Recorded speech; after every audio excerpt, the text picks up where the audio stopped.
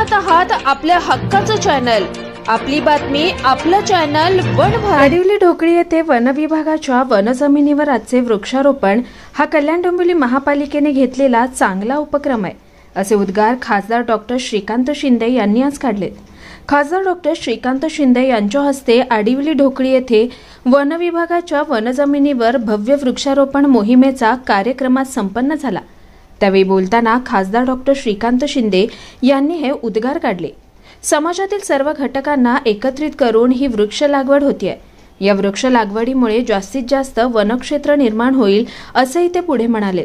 या वृक्षारोपण समयी शिवसेना जिल्हा प्रमुख गोपाळ लांडगे, उपजिल्हा प्रमुख राजेश कदम, शिवसेना डोंबिवली शहर प्रमुख राजेश मोरे, महापालिकेच्या शहर अभियंता अनिता परदेशी, अतिरिक्त आयुक्त हर्षल गायकवाड, पर्यावरण विभागाचे उपायुक्त अतुल पाटील, मुख्य उद्यान अधीक्षक Sanjay Jadhav, range forest officer Vivek Natu, कार्यकारी अभियंता रोहिणी लोकरे, योगेंद्र राठोड, मनोज सांगळे, शैलेश मळेकर, शिक्षणाधिकारी विजय सरकटे, माहिती व जनसंपर्क अधिकारी माधवी पोफळे, सह आयुक्त हेमा मुंबरकर, किशोर ठाकूर, उद्यान विभागाचे अनिल तामोरे, महेश देशपांडे, महापालिकेचे माजी पदाधिकारी, माजी पालिका सदस्य उपस्थित होते।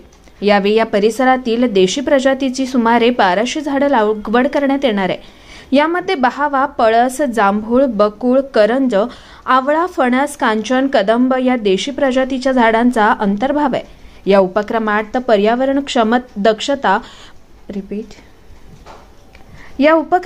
पर्यावरण दक्षता मंडळ डोंबिवली, संत निरंकारी मिशनचे सेवा दल तसेच विविध NGOचे प्रतिनिधींनी इतकेच नव्हे तर नेतिवली येथील प्रबोधनकार ठाकरे विद्यालयातील चिमुकल्या विद्यार्थ्यांनी देखील पर्यावरण विषयक घोषणा देत वृक्ष लागवडीत सहभाग घेतला।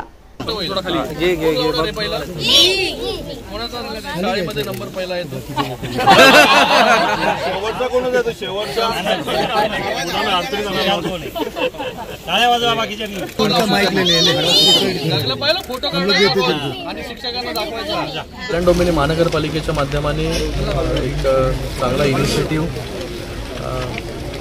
घेतलेला आहे की वन जमिनीवरती 25,000 वृक्षांचं मला वाटतं झाडांची लागवड इथे करतायत आणि सगळ्या घटकांना एकत्र घेऊन ही लागवड इथे होते। याच्या अगोदर देखील KDMC असेल, अंबरनाथ नगरपालिका असेल किंवा वन विभाग असेल, त्यांच्या माध्यमाने वृक्षारोपणाचा कार्यक्रम दरवर्षी आपण कधी घेतो आणि याच्यातून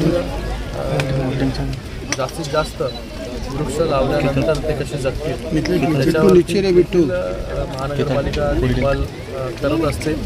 त्याच्याने जास्तीत जास्त वनक्षेत्र निर्माण होईल या ठाणे जिल्ह्यामध्ये, त्याच्यासाठी सगळे प्रयत्न असतात। इथे येण्यापूर्वी मी वन विभागाच्या अजून एका कार्यक्रमाला जाऊन आलो, ते देखील मला आवर्जून इथे सांगायचं आहे की वन विभागाच्या माध्यमाने पहिल्यांदाच एक ट्रान्झिट हॉस्पिटलची निर्मिती जी आहे ही डायघरमध्ये करण्यात आलेली आहे। तिथे छोट्या मोठ्या शस्त्रक्रिया ज्या आहेत प्राण्यांवरच्या त्या तिथे केल्या जातील। पक्षी असतील, प्राणी असतील, बिबट्यांचा वावर देखील इकडे मोठ्या प्रमाणात आहे, त्याच्यावरती देखील छोट्या मोठ्या ट्रीटमेंट्स असतील, ऑपरेशन्स असतील, त्या करण्याची सुविधा पहिल्यांदाच ठाणे जिल्ह्यामध्ये डायघरमध्ये त्यांनी केली। त्याच्यासाठी त्यांचं धन्यवाद व्यक्त करतो, अभिनंदन व्यक्त करतो।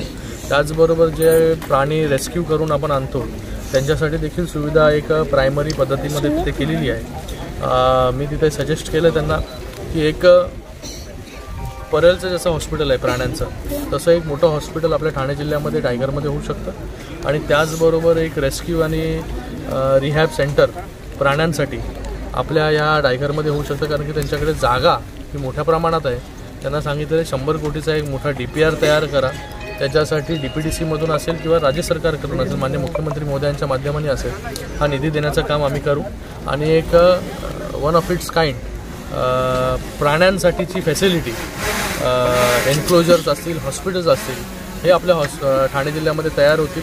तर मला वाटतं काही काळानंतर आपल्या इकडच्या प्राण्यांसाठी कुठे दुसऱ्या हॉस्पिटल्सवरती अवलंबून आपल्याला राहावं लागणार नाही। एक चांगली फॅसिलिटी, एक चांगलं एन्क्लोजर जे आहे हे ठाणे जिल्ह्यामध्ये डायघरमध्ये तयार होईल।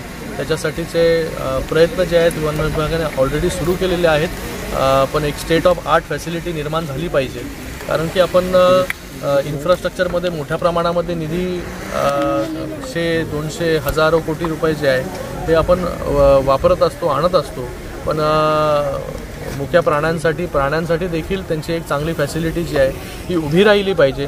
त्या दृष्टिकोनातून आज पहिलं पाऊल जे आहे हे वन विभागाने तिथे टाकलेलं आहे. भविष्यामध्ये आपल्याला एक मोठं हॉस्पिटल आणि एक मोठं एक झू रेस्क्यू सेंटर हे आपल्याला ठाणे जिल्ह्यामध्ये पाहायला मिळेल.